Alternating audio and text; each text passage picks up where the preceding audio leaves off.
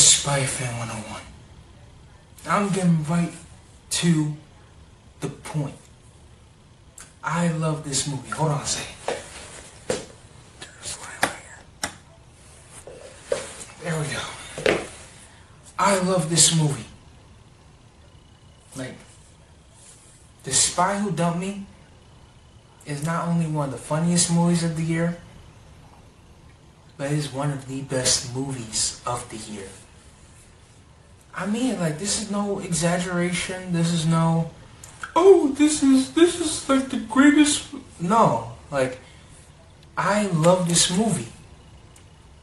Like, everything about it. Like, let me first start off with the very thing that sells this movie. Mila Kunis and Kate McKinnon. They both did a phenomenal job here. Now, before this movie came out, I saw that they were both attached. I was like, I didn't need to see a trailer, 'cause I'm going to watch it. I love those two, and I can't wait to see them interact together. But they were really good in this. They really were. Their chemistry was great. I love the fight choreography in this.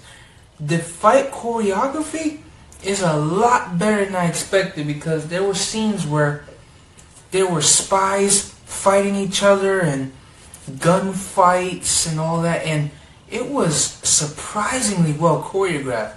This is R-rated, and this is an R-rated movie, and they don't hold back at all.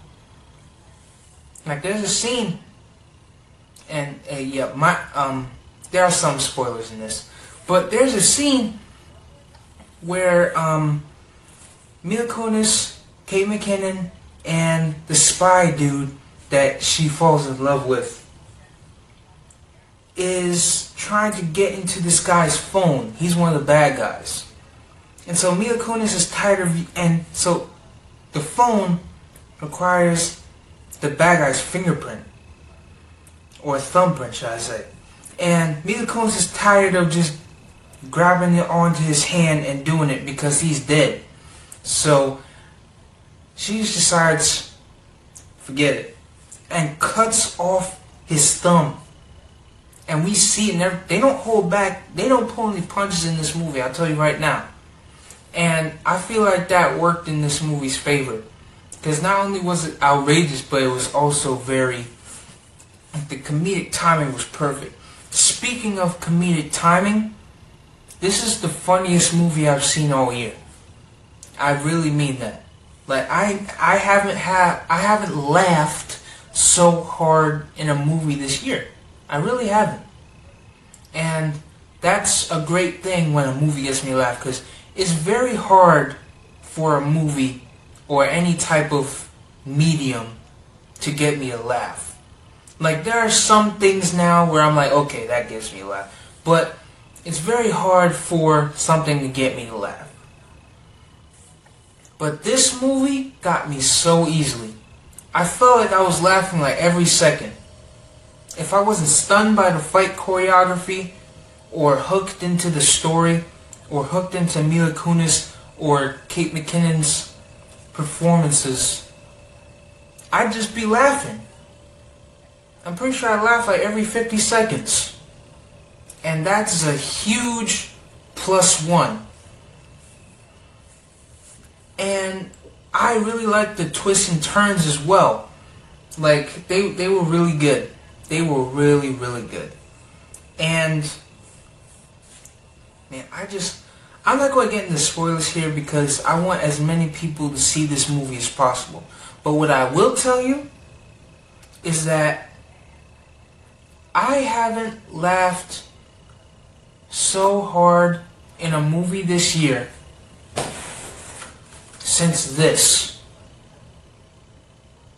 That should tell you something. The Spy Who Dumped Me is one of the best movies of this year, and I'd rank it at number 3, because right now it's one of my best movies of the year. I'm trying to get that prepared so I can make it easier for me, or make it easier for myself for the end of the year. Number one is Incredibles 2, and number 2 is Ant-Man and the Wasp, and number 3 is this film. That's right, I loved it so much.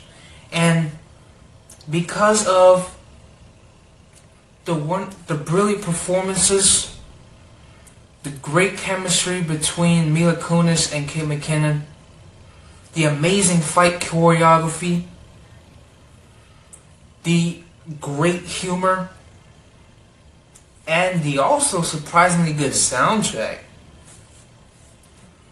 I'm going to give this movie an 11 out of 10.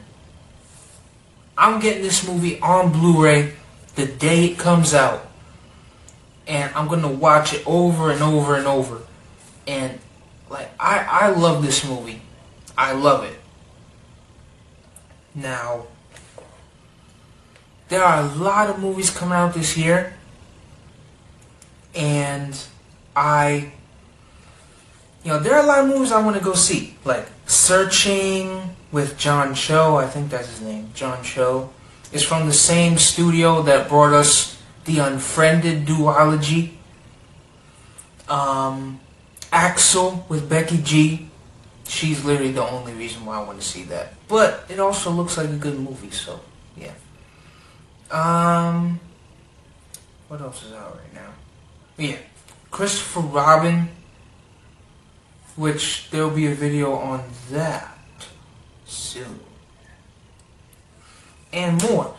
And this movie is a reassurance to me that movies that are not Marvel or Star Wars or Disney or anything related to companies that make hit films like all the time, this movie is reassurance that I can give other films a shot. Because the last time that I did that, or I entrusted that belief with a movie, it was Ocean's 8. And I don't like that movie. I really don't. But after seeing this, it's changed my whole thing around. Because the best thing I could compare this movie to would be The Hitman's Bodyguard with Ryan Reynolds and Sam Jackson. Now, it would be cool if somehow these two movies had like a crossover, and it would be called like The Hitman Who Dumped Me or something like that. That would actually be pretty cool.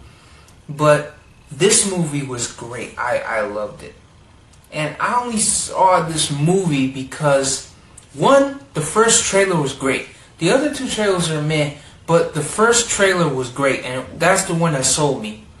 And plus, I saw it because I wanted to see how a movie starring Mila Kunis and Kate McKinnon, two actresses that I consider personal role models, would work, how they would work together, and they did very well. So, gotta give a round of applause to this movie and everybody who worked on it. Not to mention, I had a great audience reaction too. Now, I'm not one of those audience reactions channels, but this movie had a great audience reaction, especially when Kate McKinnon would do anything. It was just great. It was a great experience all around. Great movie, great audience, just great everything. So yeah, 11 out of 10. Peace.